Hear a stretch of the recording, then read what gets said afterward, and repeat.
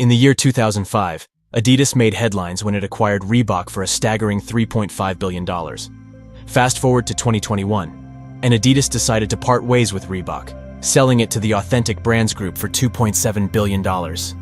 It's a brand that used to be a familiar sight on the gear of athletes, and a brand that once enjoyed immense popularity. Yet today, it seems like Reebok has faded into the background, almost forgotten. You might be wondering, did Reebok lose its edge in the market?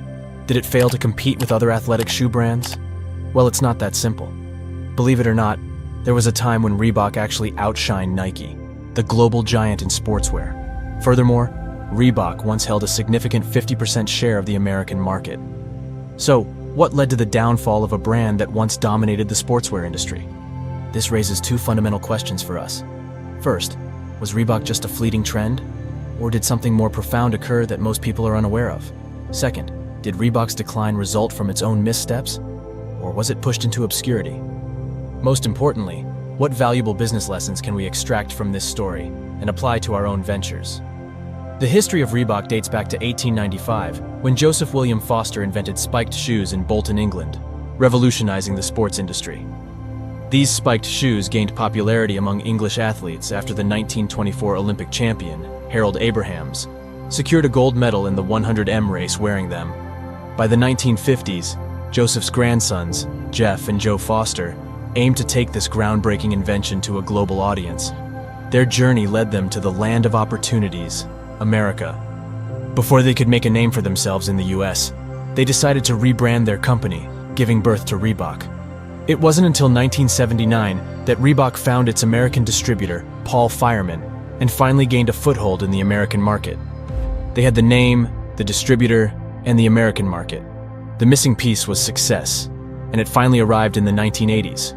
During this era, while major brands like Adidas and Nike were primarily catering to male athletes, Reebok made a groundbreaking move. In 1982, the fitness craze hit America, particularly the popularity of aerobics among women. Reebok seized the opportunity and introduced the Freestyle, a line of aerobic shoes tailored to women. These shoes sold like hotcakes and quickly put Reebok on the map in America. In fact, by 1983, just a year after the Freestyle's launch, Reebok achieved $12.8 million in sales, marking a meteoric rise in the American market. The success was so substantial that in 1984, Paul Fireman acquired the entire company from the Foster brothers. Reebok even earned celebrity endorsements, with American actress Sybil Shepherd wearing their shoes to the Emmy Awards. In 1988, Reebok achieved the unthinkable, surpassing Nike to become the world's #1 sportswear brand. However, as we know, success can be fleeting. With the start of the 1990s, things began to change for Reebok. They made a series of mistakes that ultimately led to their decline. First, they lost their brand identity. Rather than focusing on their unique selling point, which had made them successful in the first place, they chased trends. Instead of building a clear brand identity, they followed the latest fads, whether it was basketball, tennis, or fashion. This left consumers confused about whether Reebok was a sports brand, a fitness brand, or casual wear.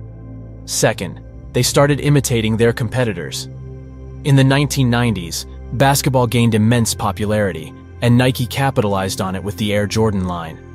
Reebok tried to compete by launching Reebok Pump as a rival to Air Jordan 1, but it failed to gain traction.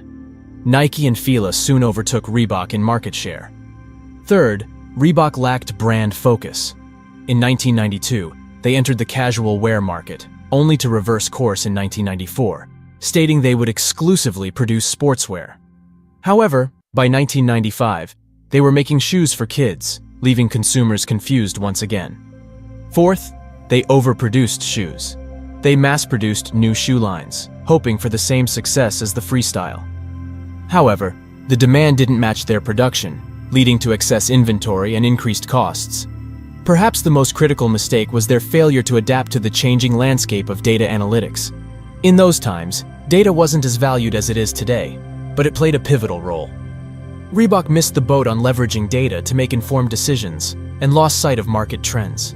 But why did Reebok's downfall happen in the first place? Well, as the demand for athletic shoes increased, so did the number of manufacturers. Reebok, once a strong contender, lost its perceived value in the market. Instead of being seen as a premium brand, it became associated with budget-friendly options. Nike and Adidas positioned themselves as premium brands, and Reebok's decision to compete on price through discounts eroded its brand value. Celebrities began to distance themselves from Reebok because it had become too accessible to the masses. Reebok's failure teaches us valuable business lessons. Number 1, avoid impulsive decisions. Reebok's quick moves to stay relevant hurt its long-term prospects. Rushing into decisions can be detrimental. Number 2, focus on your strengths. Instead of chasing trends, build on what makes your brand unique and successful. And finally, number 3, analyze your next move. Proper risk management and data analysis are crucial in today's business environment. The story of Reebok serves as a cautionary tale for businesses that lose their identity, mimic competitors, lack focus, overproduce, and fail to adapt to changing times. Let's learn from these mistakes to ensure our own businesses thrive.